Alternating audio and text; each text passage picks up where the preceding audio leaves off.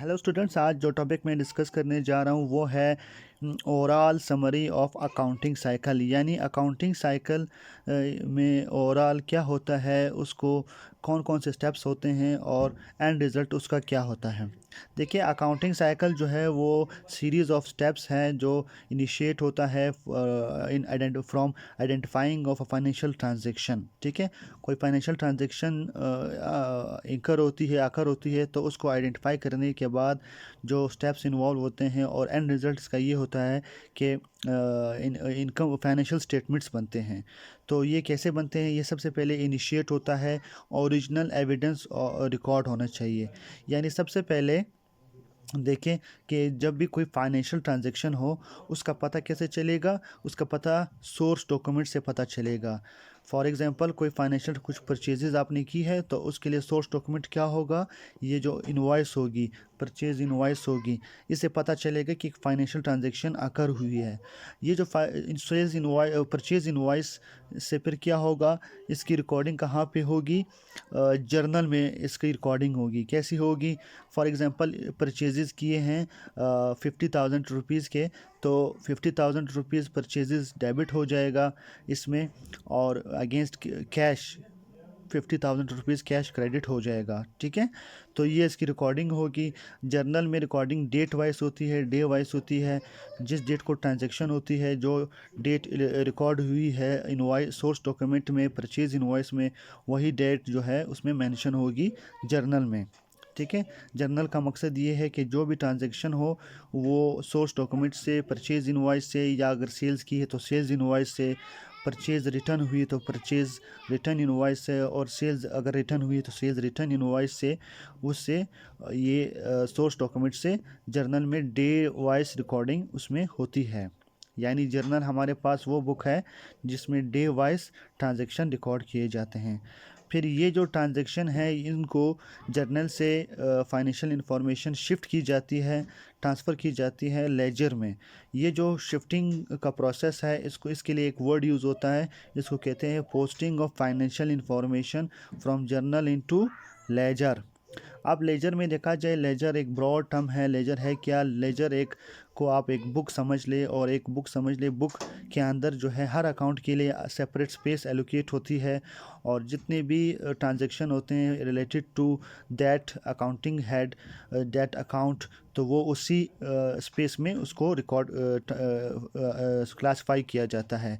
For example, sales से related जितनी भी ट्रांजैक्शंस होंगी वो उसी सेल्स के पोर्शन में, सेल्स लेजर में उसकी रिकॉर्डिंग होगी। इसी तरह परचेजेस की परचेजेस वाले पोर्शन में होगी।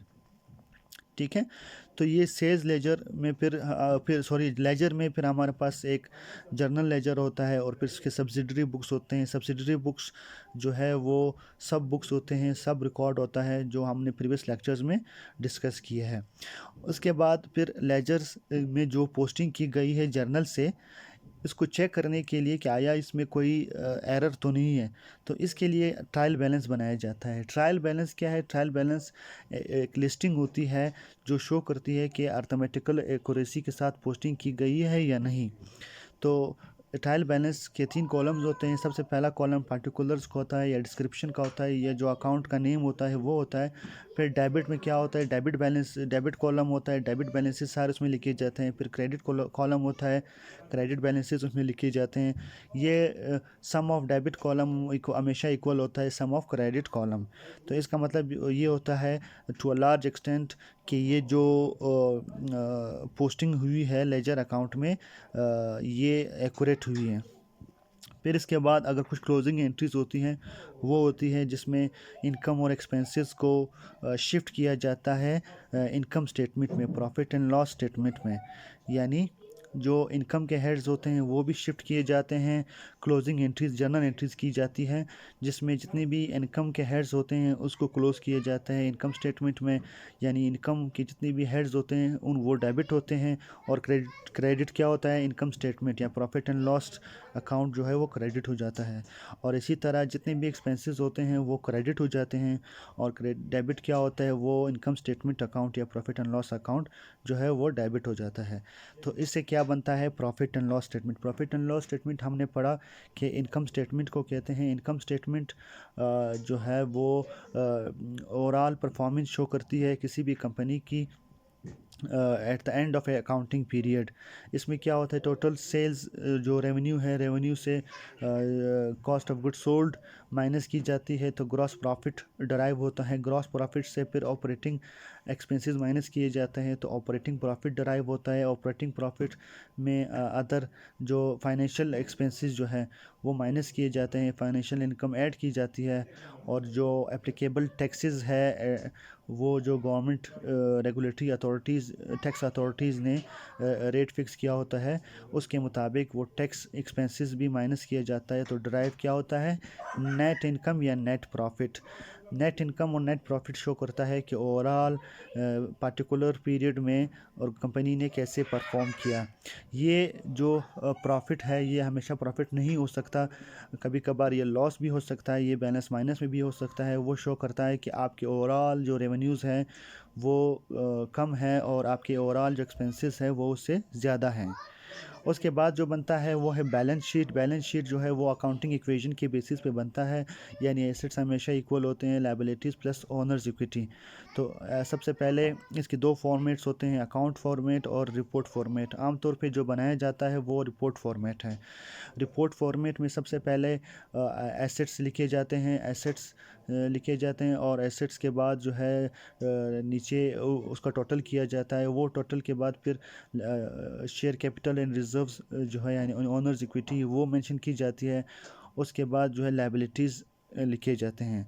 तो ये जो टोटल एसेट्स का है और फिर जो शेयर के ओनर्स इक्विटी और लायबिलिटीज़ का टोटल है, ये दोनों आपस में इक्वल होने चाहिए अकॉर्डिंग टू अकाउंटिंग इक्वेशन।